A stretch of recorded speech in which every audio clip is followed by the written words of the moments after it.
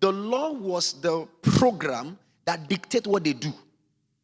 All right, because if understanding suggests what you do or how you do things or what you live or express, all right, then the law supplies understanding. Simply means the law is the parameters that determines what they do, how they treat their parents, for example, right? How they worship God, what they give, how they give, when they give, what they eat, what not to eat, what to wear, what not to wear. Right? Who they can sleep with, they should not sleep with. When they to sleep, in fact, it's so bad, when to sleep with their wife and when not to sleep with their wife. The law. Now, in the New Testament, all right, there is a replacement for the law.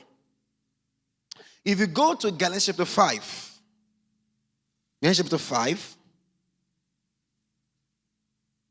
of course, I'm not ready to do a lot of exegesis on, all right, the law being a schoolmaster to bring us into faith, and when faith comes, we are not under the law, blah, blah, blah. I'm not ready to do all of that. But let's read verse 18, first of all, then we go back to the earliest verse. Verse 18.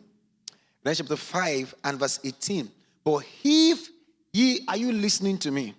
I'm laying foundation of what I want to say. Once you capture it, you will see what I'm talking about. You see, when people say, I don't know why I'm not hearing from God, I want to answer that question tonight. Maybe it's not about what God is saying or not saying. Maybe it's about your frequency to catch what God is saying.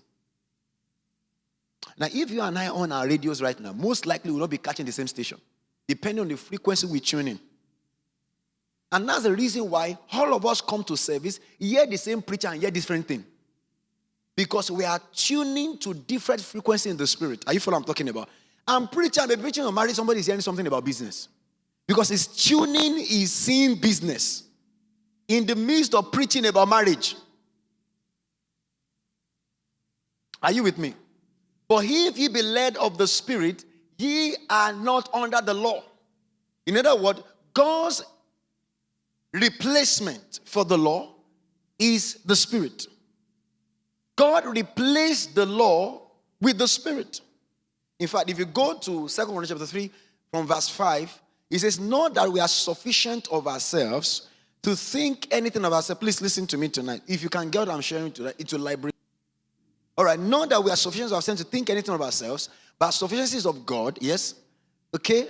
He says, who has made us able minister of the New Testament, not of the letter, but of the Spirit. Now, the word letter there is talking about Old Testament, the law, the 10 commandments and all of that commandment. Are you following me? He said, but of the Spirit. In other words, now, in replacement of the law is the Spirit.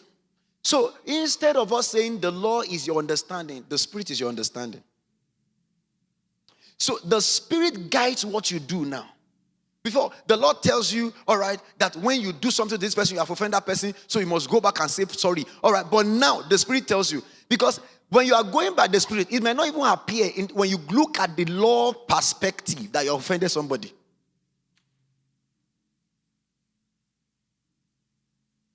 For example, the law says eye for eye.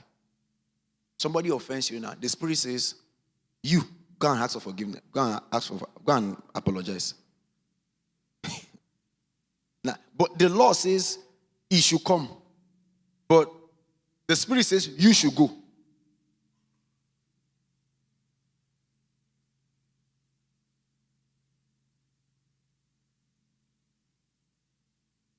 Are you with me? So it says, if you are led of the Spirit, you won't need the law. Now, first of all, let me just say this to you, that the Spirit will not be below the law. What do I mean by that? The leading of the Spirit, you can't tell me that God, the leading of the Spirit says you should fornicate. Just because you are not under the law.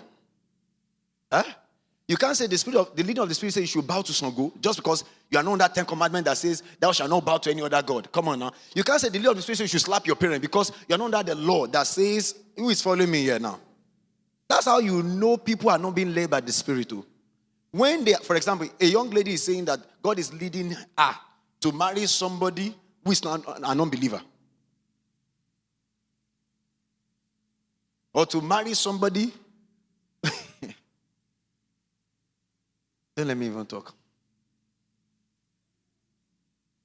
Who is following me here? All right. But if ye be led of the Spirit, you are not under the law. So the Spirit is your understanding now. The Spirit is your understanding to know when to sit down, when to say, I'm sorry. The Spirit is I'm praying. The Spirit is the one to tell you, I'm doing that business. Can I say the Spirit? Yes. Say it again, the Spirit. When it comes to spiritual truth, spiritual reality, all right, there's a training in it. God is very, very, very kind to pick you from the elementary part of spiritual realities, all right, onto the higher side of it. Go to verse 16. Let's start on verse 16. This I say then, walk in the Spirit, and ye shall not fulfill the lust of the flesh. Walk in the Spirit, and ye shall not fulfill. Why is it very important? Go to Romans chapter 8 from verse 4 or verse 5. Romans chapter 8 and verse 5. That the righteousness of